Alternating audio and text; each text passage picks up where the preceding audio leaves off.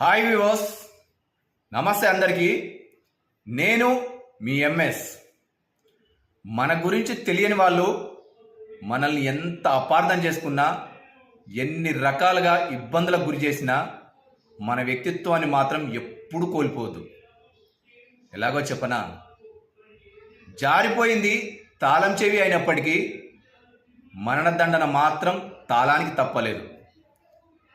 తన ప్రాణాన్నైనా వదులుకుంది కానీ వేరే తాళం చేయితో మాత్రం తాళం ఎప్పుడూ తెరుచుకోలేదు. That is character.